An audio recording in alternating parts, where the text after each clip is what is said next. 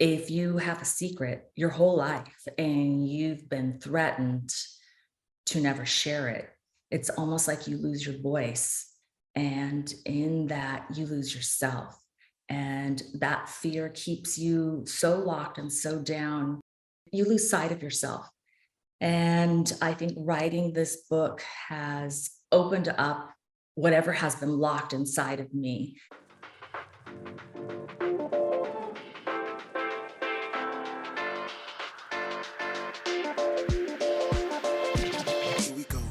Welcome to GMP, the Great, Glorious, and Glamorous, aka the Going North Podcast, where authors from around the world help you realize that success is tangible. You'll leave with at least one new piece of inspiration or information to help you keep going north. Now let's get on with the show.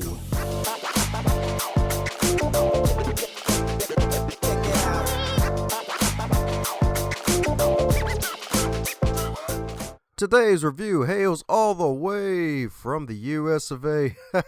That's this country if you're listening to the US of A. You'll love to see it. In this case here. Anyway, we got another review to highlight, and this one was 5 stars. And this 5-star review is titled, Learn Something Useful and Interesting with Every Podcast.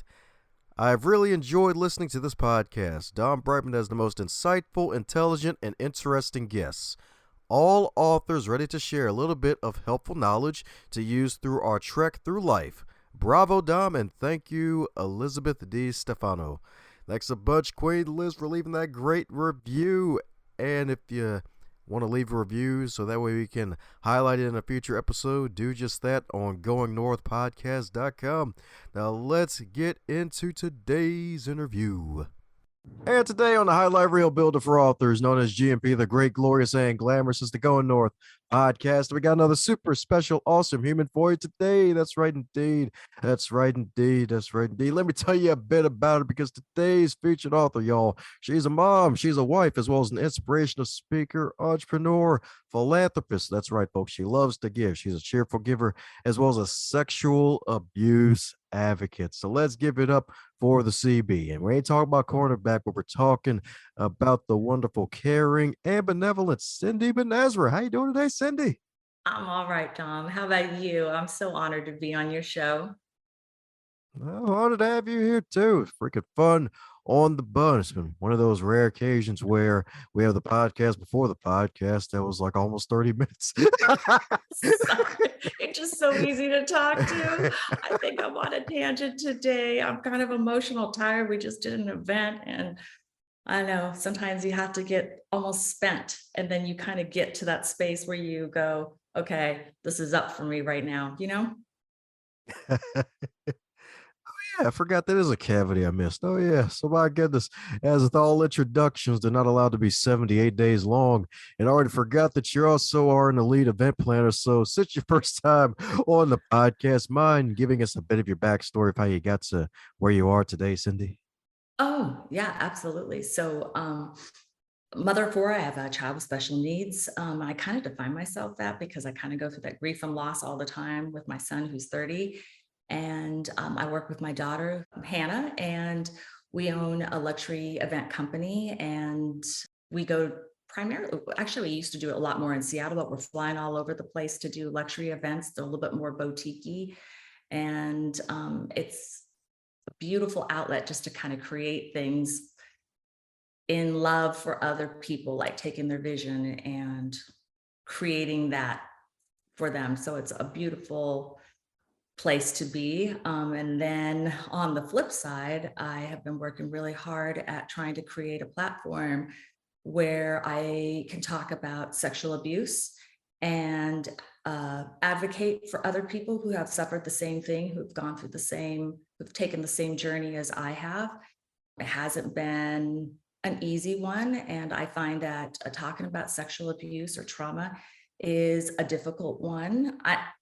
And I don't know what the resistance is, but, and I don't also have the solution, but I do have a voice for it and a passion to find others who have walked a similar path to me and let them know that there is light at the end of the tunnel, and you will heal and you will go on and you will find the light back into your life, like that passion, that joy back in your life. Yes, I'm talking about that joy back into the life indeed. That's right indeed. And I hear the joy involve orange blossoms, if I'm not mistaken. Yeah, I wrote my book and it's called Under the Orange Blossoms. And it was something I thought about as a kid, but I never had enough courage actually first to talk about it in public. If you have a secret your whole life and you've been threatened to never share it, it's almost like you lose your voice. And in that, you lose yourself.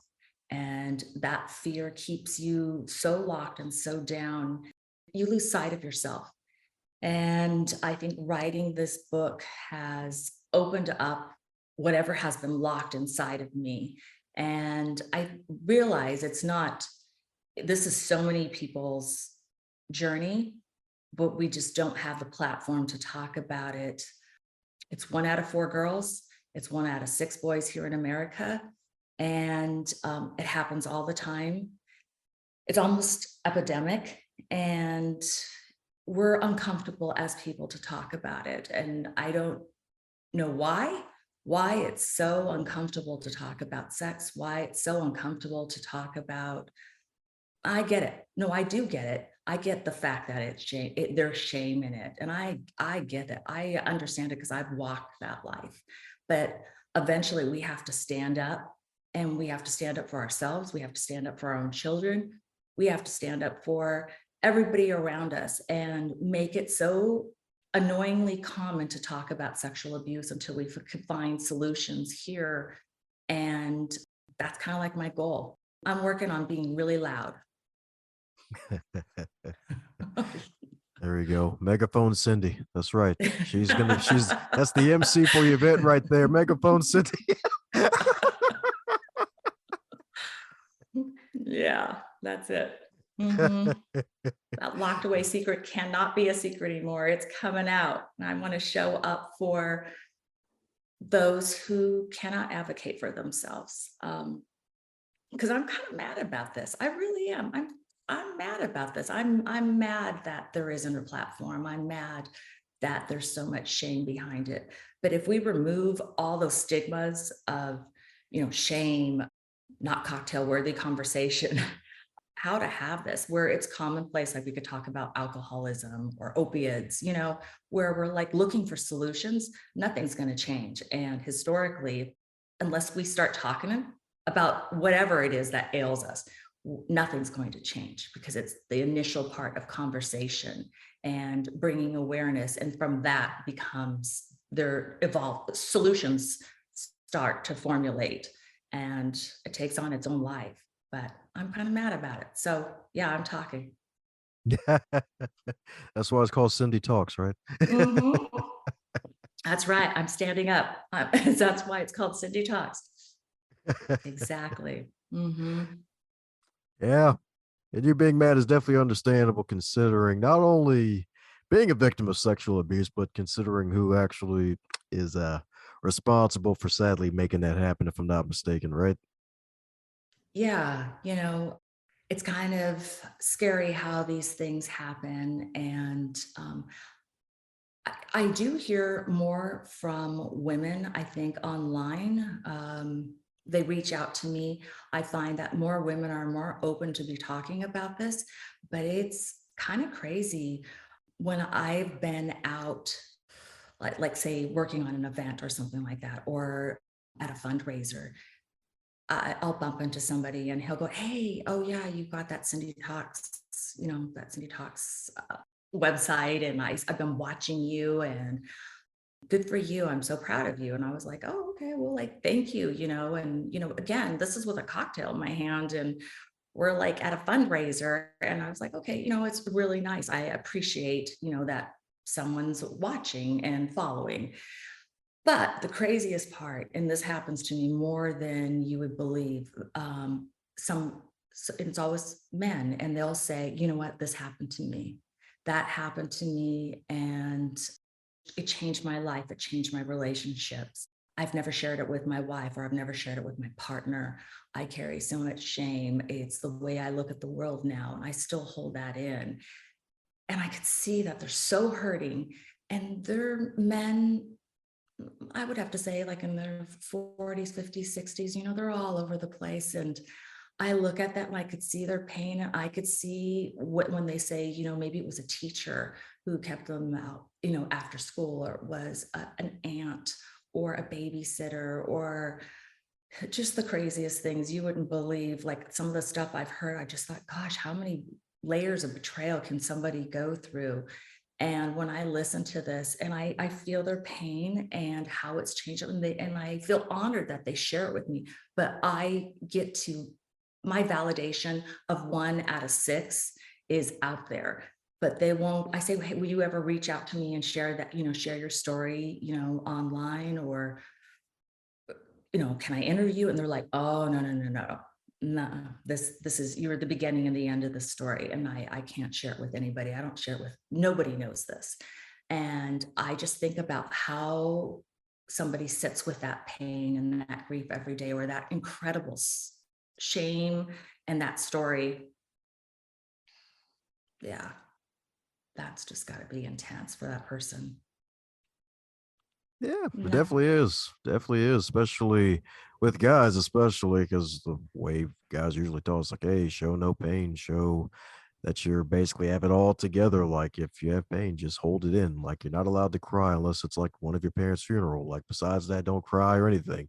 And with sexual abuse on top of that, whether it be a babysitter or even sadly, if it's a parent, God forbid, it's like, oh man, how do you share that? And if you do, it's like you risk being ostracized and really kicked out of the family. So it's very understandable, the shame, and heck, even on both sides too. Like just the shame aspect and the possibility of losing the family that you care about, especially those who may refuse to believe it. That is, you just said it right there, Dom.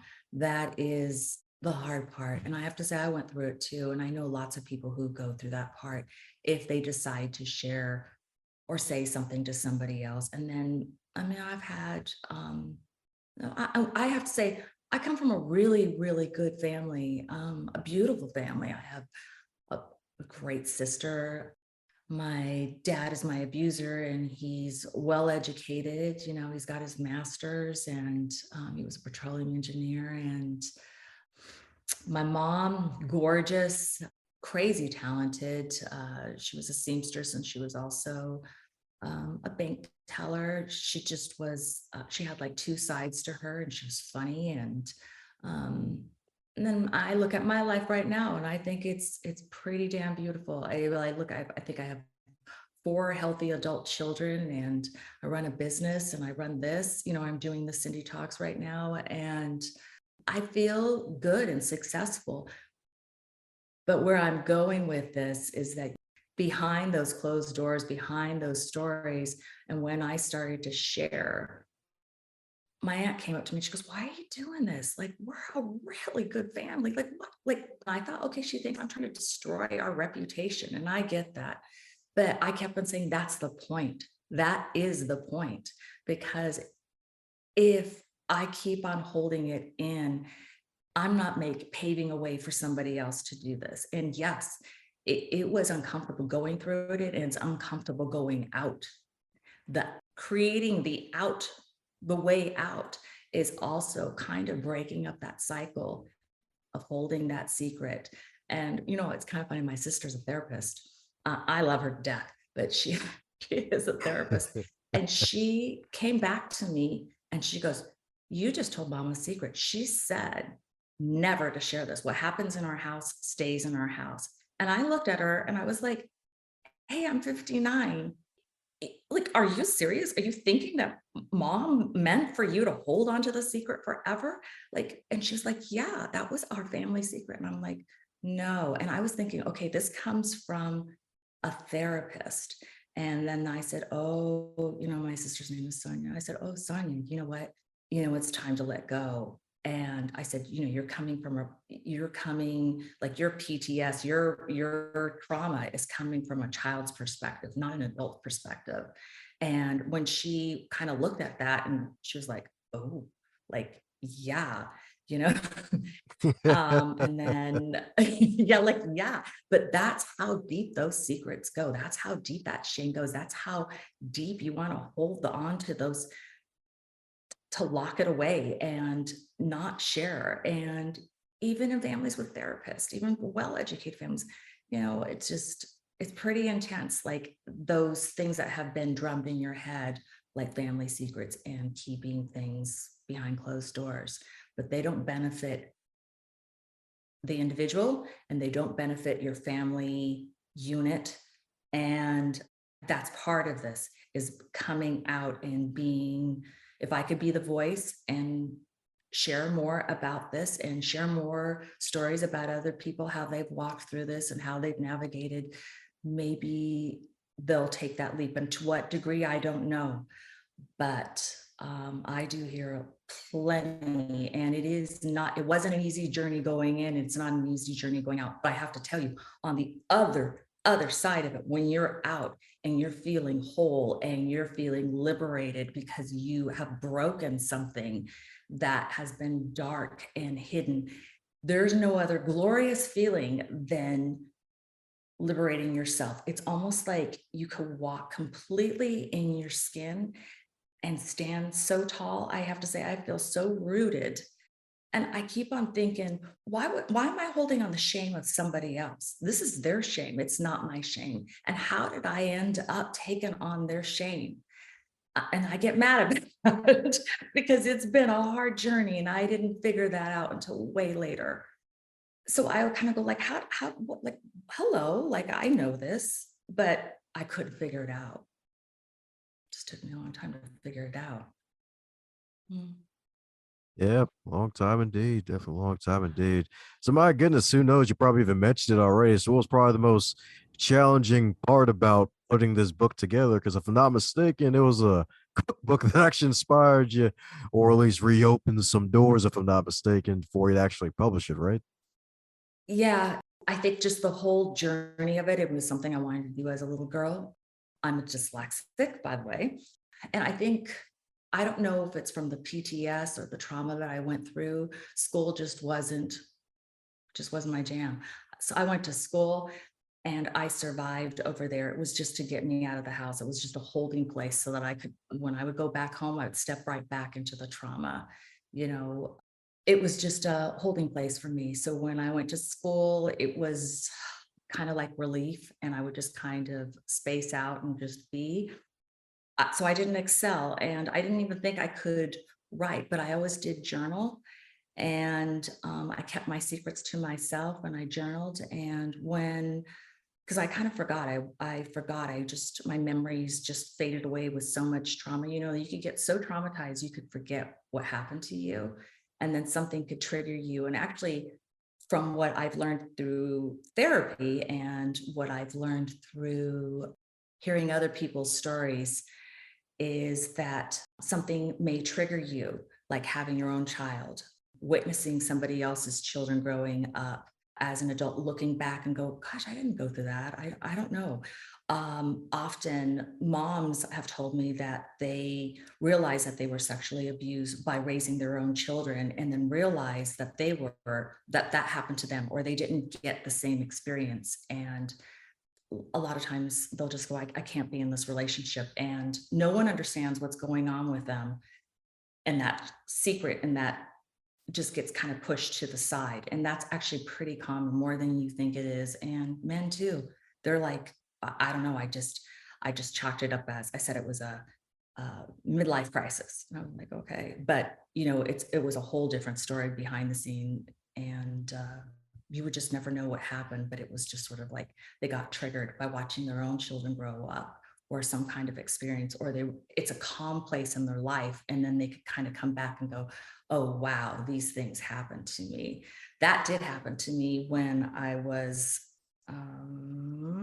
probably 16, when I was starting to become sexually curious and think about guys. I think I realized like, oh, they're not, they're kind of cute. And just more, I was like, oh, like what's going on with this opposite sex thing? So in that process, like kind of awareness, I realized that I started having nightmares, and my trauma came back in nightmares.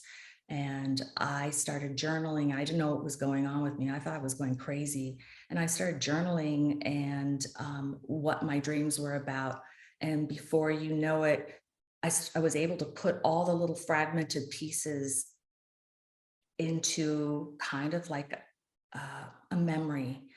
And I doubted because the memory was so traumatic and so awful. I thought, oh, this can't be me because I grew up with Barbie dolls and swimming pools, and my life is perfect. But I had so much PTSD, I just erased my life. I just shut down.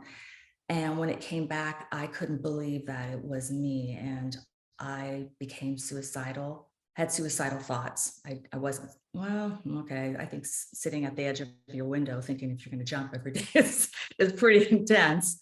And I couldn't share with anybody else because I wasn't a trusting person when it came to adults, because I had my boundaries broken as a kid. And I didn't even know why I wasn't trusting. And so it was kind of like, oh, like, aha, like I've had all my boundaries broken. There's nobody who has been stood up for me, especially as an adult. And society has kind of let me down because I had all these bruises on. Teachers would just never question what was going on. So I thought uh, it's kind of like a weird spot to be. And when I think about that moment, I thought, oh, that, I gotta write this down. I mean, like I have all these, my journals are full of this. So I got to share this. And when my dad, who's my perpetrator, I ended up taking care of him at the very end. And he said the weirdest thing to me. So he was in his 80s, and he said, I can't believe, out of everybody, you know, you're the only one who's here for me. And I thought, "Oh, well, that's like a weird thing to say." And I thought, well, it's true. Everybody, he was really an awful man. And I thought, well, everybody left him. And the reason I didn't leave him, because I felt it was more work to ignore him or to leave him, or no matter how my anger was or how I felt about it, it was more work for me to not be there and help him through his final stages of life, even knowing what he did to me. That felt more true. And I think if I just ignored that, just like pushed him to a side, I think that would have, haunted me for the rest of my life. And I wouldn't even do that to anybody. I couldn't do it. So I think I was just being true to myself. So I was the only person, and my dad said, I can't believe you're here after all. And then I thought, oh my gosh, this is my moment. I'm going to ask him again for 10,000 times. Why did you do this to me? Because he denied what he did. And in his 80s, over Eggs Benedict, he said, you know what? Because he was sexually abused, and he grew up in Germany, and soldiers had raped him, and he had a abusive mother, and I guess it was during wartime. And I understand that's high intensity, but it doesn't justify what he has done and what he did to other people, because he's a true pedophile. He hurt other people too. And I remember thinking, like, oh my gosh. And when he told me, you know what, I resented like how you push back. What I resented you for your will. And I was trying to break your will. And because I didn't do that. And when I looked at that, I realized this man is so ill, so far gone. I just couldn't believe it. I just thought, wow, he is ill. And it was another epiphany. I thought that an apology would change my whole life. I don't know, like a magic wand. And I thought, wow, I'm still here and nothing's changed. And I just heard that wasn't the apology I wanted to hear, but I'm still here. And then in that moment, within time, I realized that I always had the power. I always possessed that strength and that willingness to heal myself, and that it's not sometimes about someone's apology. It's really something that you have to find in yourself, almost like a spirit or a light, and use that. And within that moment, I thought, oh, I've always had the power. I just didn't know that that I needed to hear my own apology. So I wrote my own apology of what I thought I should hear. And it, I don't know, it was massive pages, and I whittled it all down to just like a few words, like, I'm sorry. And when I went through that process, it's like I always had the magic inside me. And I think everybody does have the magic inside them. It's You do have that. We all have that magic to heal anything inside of us, because we're never going to get the apology that we think somebody say, "Oh, I'm so sorry, honey. I want to apologize for not leaving this or doing this," because we're not going to get that apology. And I think we just have to realize that sometimes we have to move on, and we have to find that strength within ourselves, and find boundaries with the other person of how we want to be with them, and then figure out how we're going to show up in the world and be ourselves in this new healed version of ourselves. So I'm talking about indeed that new healed version. Indeed, that's right, indeed. That's right, indeed. Some would say Super Saiyan, maybe. That's right, indeed. That's right, indeed. That's right, indeed. So, my goodness, and it's actually interesting too, reading through your book and the fact that he actually ended up having dementia. Although I will admit the stories were freaking hilarious, especially the restaurant story. Folks got to pick up the book and read that one with the wonderful wooden menus. Like that was freaking hilarious. I forgot about that part. Yeah, my dad had dementia, and he kind of, well, he got a little way out there. Yeah, he fancied himself to be a tango dancer, and he do the tango moves, and oh my gosh, the things, like the stories of this man.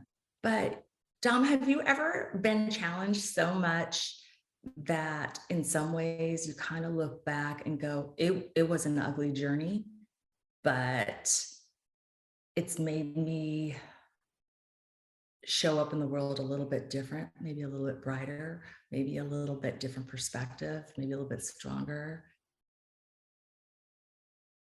Oh Have yeah, you ever had definitely. that? Definitely. Yeah, Well, not yeah. sexual abuse level, but definitely been No, not challenged. sexual. Right, right. But it is all relative. And, sometimes you can take a negative, whatever that is. I always challenge myself to think about like taking a negative and working with your negative to turn it into a positive. And how do you challenge yourself? I mean, sometimes I'm just come back, I'm maxed out from work, and I'm like, okay, I am crabby. And what am I going to do with my crabby? And I want to dump it on my husband, and I don't want to dump it on the people around me. So I'll clean the sink, and I'll use that energy to make that energy into a beautiful, clean sink. And I'm using that negative to make a positive.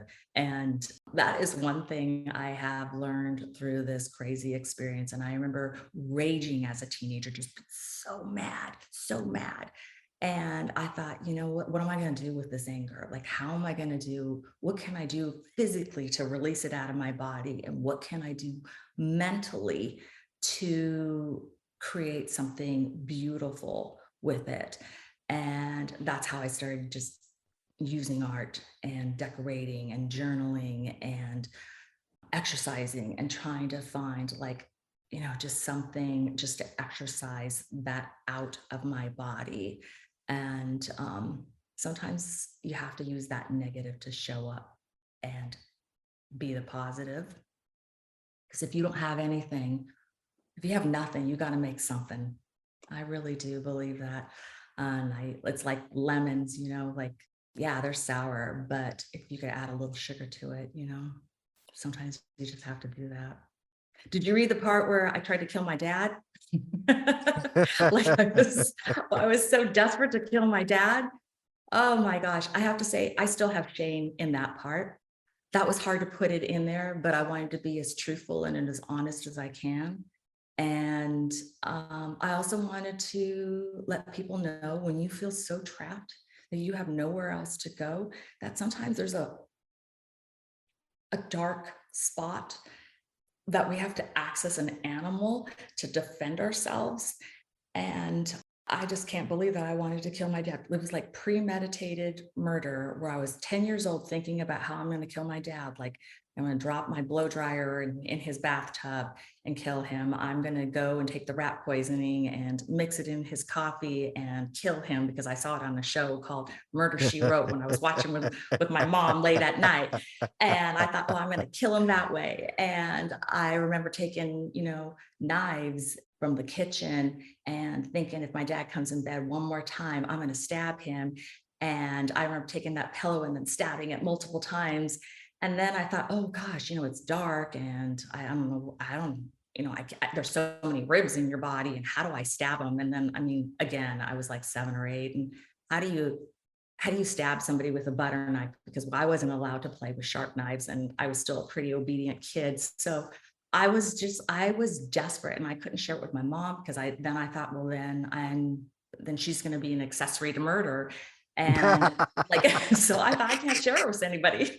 So like, that's how desperate I was. I remember, oh my gosh, I would try to do anything. But the weirdest part in that part, I realized that I had become my father.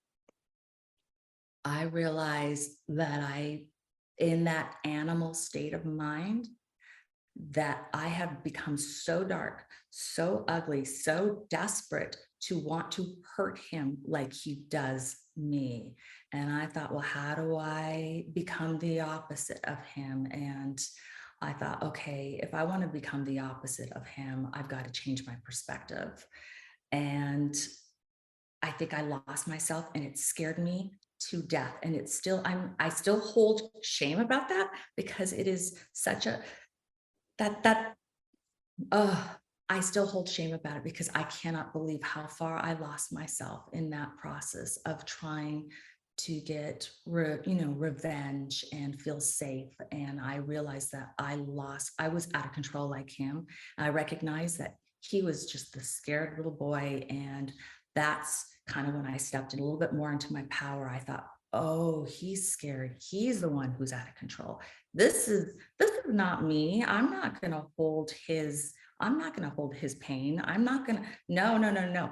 And I remember that was like a really big pivotal point of losing myself and losing sight of who I could become. And I thought I could have ended up in jail. I could have been a murderer. I could have been just like my dad. And I got a chance to walk into that anger and really see kind of like a demon that I could access just out of fear. And I thought, no, no, no, this is not me. This is not me. And this is not who I want to become. And it was also a conscious choice to just really try to be the opposite of what he is and what he does and what he says and how he looks at life. So that's kind of like taking that negative and using that positive to work for you. It's a cool part about being human. That's right. Especially when it's cooler than two cucumbers, indeed. That's right. Indeed.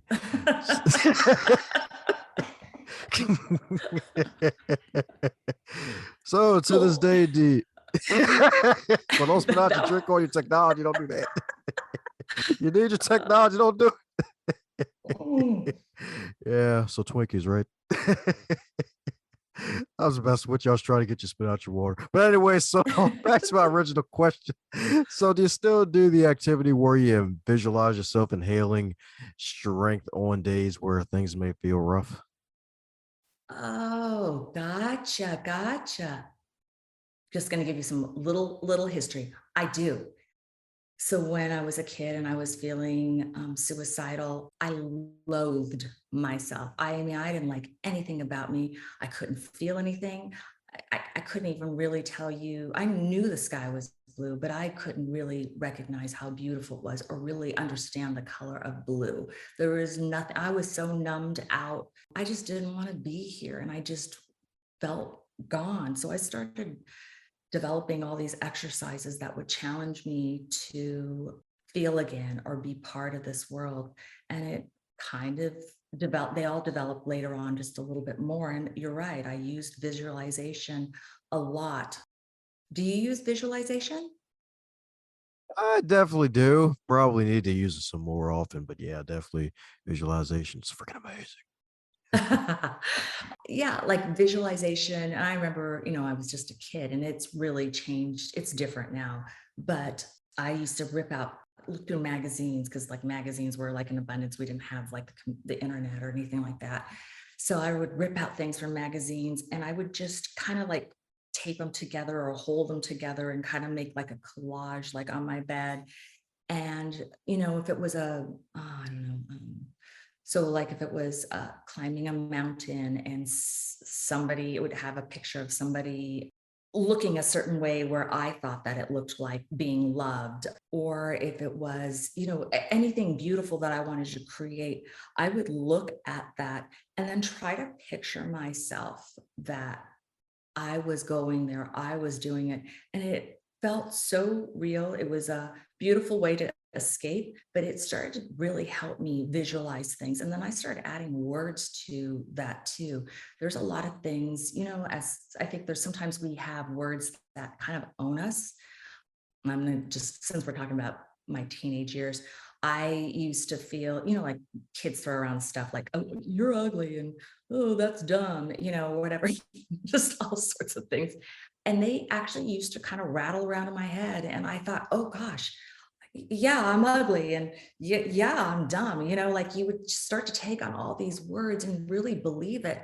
And I thought, no, I'm not going to own their words. And so what I would do is I would take a word that I wanted that I thought like, I don't know, smart, beautiful. I would put those on there too and try to shake those words off and not allow them. But I would do it sometimes daily.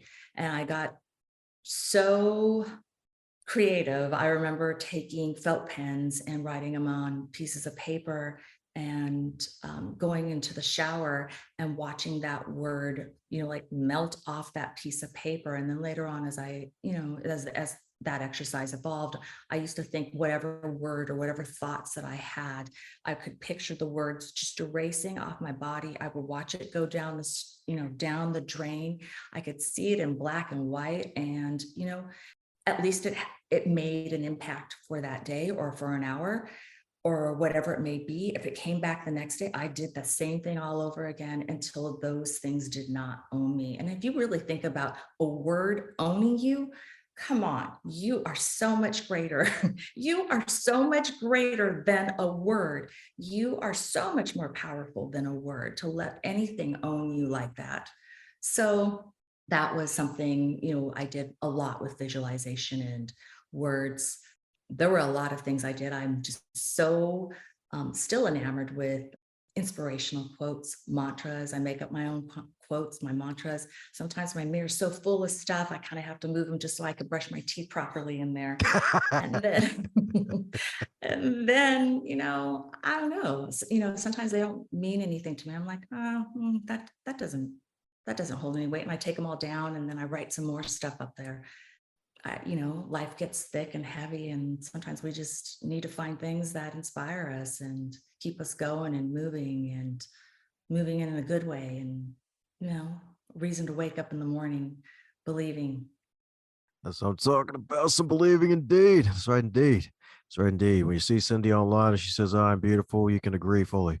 120% indeed. That's right, indeed. That's right, indeed. So you can tell the affirmations freaking work. That's right, indeed. And not just from 9 to 5 either. Not just from 9 to 5 either. So, my goodness. So, since you've been on a few podcasts promoting the work that you're doing with the book, the Cindy Talks, and everything else you're doing, is there a question that you wish folks would ask you more often when you're on the guest side of the game on these podcasts? Ooh, Dom, I like that. That's a good one. A question that people would like to ask me about this. Not necessarily, but I really want to hear from people out there who are looking to collaborate, looking a platform that I could speak up for you. If it's even personally, like on Cindy at cindytalks.com, read my blog. If there is something I could do to, to serve or be helpful to you, reach out to me. And I'm still trying to find this part out. Like, how can I best show up and be there for others in this place, in this platform. That's right indeed. That's right indeed. That's right indeed. She's got those luxury events covered. If you need an MC, she's got you covered. Megaphone Cindy. That's right indeed. That's the new hashtag with this episode. Hashtag Megaphone Cindy. That's right. She's an MC, y'all. You too could be an MC, a main character of your own story. That's right. That's right indeed. That's right indeed. All the chapters indeed. So my goodness, fun question, but loving to pop on, folks. So if your book, wonderful book itself was a food, what would it be and why? Ooh, food, pizza. And the reason why, because I believe that trauma, sexual abuse is a cyclical thing. It just kind of has like a wheel. It just kind of constantly goes over and over again. And until you take a slice of that pizza and break that cycle and step on out, it's going to keep on going and hold you victim. So take that piece of take that slice and break that cycle. Please, please break that cycle. I'll hold your hand all the way through it. Yeah, I think pizza, and I don't know, could put all sorts of spinach, pepperoni, cheese, all those yummy things on there, and it never shows up or looks the same. And the reason I say that, because my sexual abuse is definitely different than somebody else's. You know, I had pornography. My dad took pictures of me. I didn't have sexual intercourse. It was more masturbation for him, but that is still a form of sexual abuse. And it's wrong on all levels. And so is pornography. Anything that you do to another person to break their will or take their spirit or force them to, it's all wrong. And that's why it's all relative. And so every pizza comes in a different format. So yeah, look like a pizza. Ah, there you go, folks. That's right indeed. That's right indeed.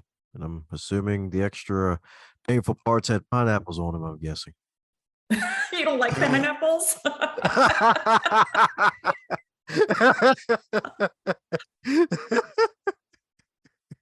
Okay, Because now we know apparently, that Dom doesn't like pineapples. Don't mess with, you probably don't like the Canadian bacon and the pineapple thing, right? oh, I funny enough, I actually don't mind pineapples on pizza. Funny enough, it's not my first choice, but I don't mind it. I don't think it belongs. I don't know. My daughter loves that. And every time she orders, I'm like, no, no, that's wrong on all levels. No, if she went to Italy, I'm sure they would just like, what? A pineapple on a pizza? They would not have it. They would not have it. They would have to take her out of that restaurant.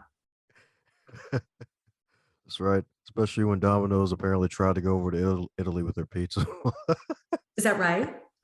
Yeah, I they didn't know failed that. horribly. They Oh, failed I horribly. bet. I bet. Yeah, that's not a good thing. Mm-mm. Too That's right funny. indeed. That's right indeed. Oh my goodness, my goodness. Probably so much you can dive into, especially since you lived in Iran for 3 freaking years as a kid. But my goodness, I guess we'll probably save that for part two if you decide to do a part two. So we're coming down to the magical question every guest gets to receive. And Ooh, that is if you know, wake up tomorrow, you're 25 again, but you're still in the current year with all of your knowledge and experience. What advice would you give to yourself? I would tell myself to breathe. I tell myself to breathe and slow down and not try to figure it all out and trust in my higher spirit and trust. I really am a deeply spiritual person. And I would have to say surrender a little bit more to that, sort of like a knowing, and trust in self and trust in your knowing that you will thrive and you will make it and be happy. There's always, I'm so silly happy.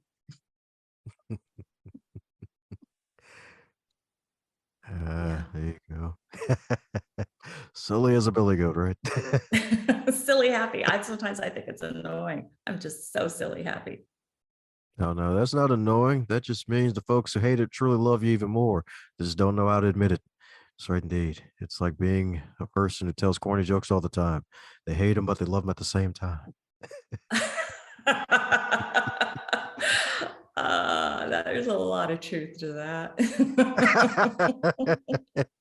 My husband does that. I have to say, and I laugh at every single one, every single joke. He's like, I'm a built-in laughing machine for him. I definitely stand up that way for him. So I get that. Yeah. He just says funny things all the time.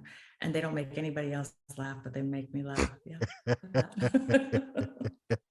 So I guess he lives by the mantra, a corn cob a day keeps on groaning all day. I've never heard that. Is that like, did you just make that up? Yeah, that's a Domism. Okay. All right. I got you now. Okay. Tomism. Love Yeah. that. I love that. That's right, indeed. It's one of my greatest exports. It's corn. It's one of the best exports ever. That's right, indeed. Sometimes it has maple leaf muscle when it becomes corn syrup. You never know. Just like the maple syrup. Yep, That's right. that's right. Mhm.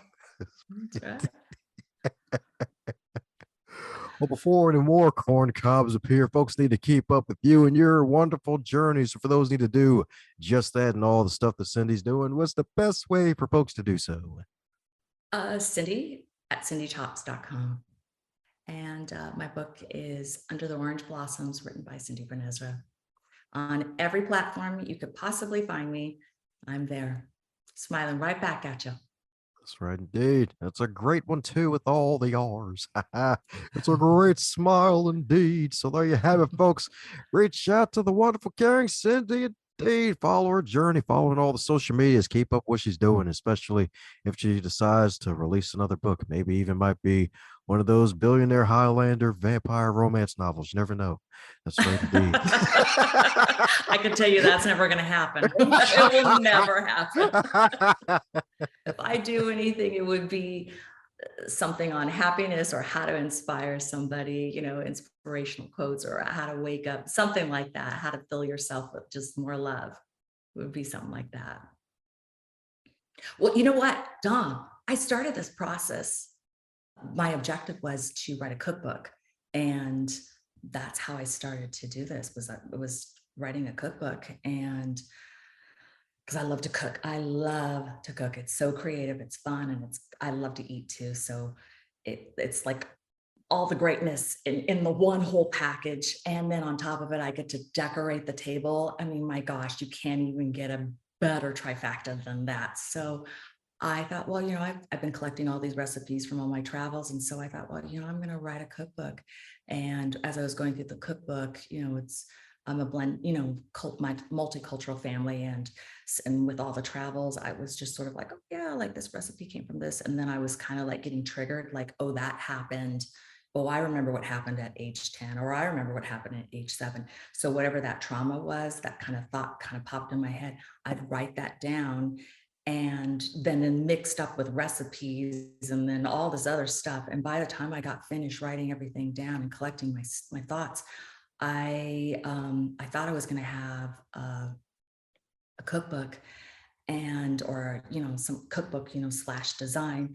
And when I looked at it, the biggest notebook that I had 5 in front of me, and that book in front of me, the most that held the most shame, the most that was the most secretive, was actually my sexual abuse. And that's where I thought, oh, now this is going to be the hardest journey, and I have got to take on the hardest journey, because that is something that I have learned. If something holds me in fear, then that is probably something that I should probably start to address. And why is that? And so that's how I started writing this, and that was it.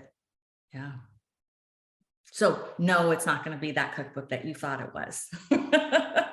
It's going to be something else. But I do have those other books, and maybe someday I will, kind of. That's the ultimate goal, is to write that cookbook. But right now, that's not my journey. Well, you got to do something for the big O 06 next year. You're turning 6, right? Yeah, that's right, 60. Oh my gosh. And I still feel like a kid inside. I love that. Isn't it? I think my daughter turned 33. She's the middle, the third child. She just turned 33 today. And she said, I thought it was the sweetest thing. She goes, hey, I feel I'm turning 33 today, but I still feel like I'm 27. And I'm like, oh, that's a sign of age. That is a sign of age right there. And I said, and it's going to go on that way forever. You're going to always have the mindset and the feeling that you could do anything.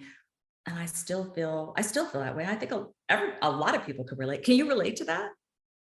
Heck yeah, that's right, indeed. Because I'm still Yeah. technically a freaking millennial, and I have some some co-millennials I'm not a fan of when they say crazy stuff. It's like, "Oh my gosh, I'm old. I'm getting old." I'm like, "You idiot, stop it."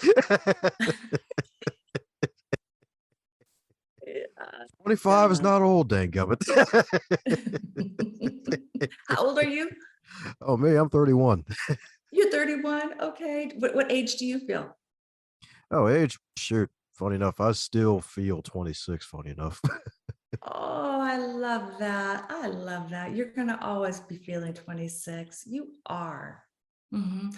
I felt, I used to say at 16, because I had gone through so much in life, I used to say, I'm 100 and, I'm 110 or I'm 116 is usually what I would say, because that's how old I felt from so much that had happened in my life already up to that point of 16. So I felt so old. And then as I was getting older, um, it's kind of funny. I got the reverse thought and I thought, oh wow, I'm still in my 30s. I'm still in that 30. And that's kind of how I like to think about myself, like that childlike spirit still in my 30s. You know, maybe it'll just I don't want to lose that side of that feeling, where you feel good and young. I think that's what keeps you going there, that mental spirit. Ah, so sounds like she's got 4 more books in the works. There you go, healthy aging. That's right indeed. Dom, it's so good talking to you. You really are. I have to say, easy to talk to. You're definitely inspirational. You've got a unique flow of the way you do your podcasting show. It's um, it's kind of liberating, not having boundaries or standards, or there's something amazing, beautiful about that. And I just have to say thank you. It feels good. It feels really genuine. Yeah, you're a genuine guy. Sweet. That's the goal, because I know you're not a fan of pleather, right? Want to be the genuine article in this case. Name of the game, genuine leather, not pleather. I love it. Oh, man. So any parting words before we close up shop, Cindy? For those who have walked a similar path as I have, I just want you to know that you're not alone. There's so many more who have struggled like you. And I think it's just good to remind yourself that you're not alone. And sometimes just starting there and wherever your journey takes you, I know wholeheartedly that you will make it through on the other side. I do know that. I just want you to know that you're going to be okay. How's it going, my friend? I'm so glad you made it to the end. That shows that you are an uncommon finisher, and I am so grateful for you sharing your ears, your attention, and your time to this wonderful podcast to do something that'll take yourself to the next level. And for everybody else involved in this wonderful program, share it with at least 3 people in your network so that way more folks can not only catch the fire that is on this podcast, but can also be inspired to be their best.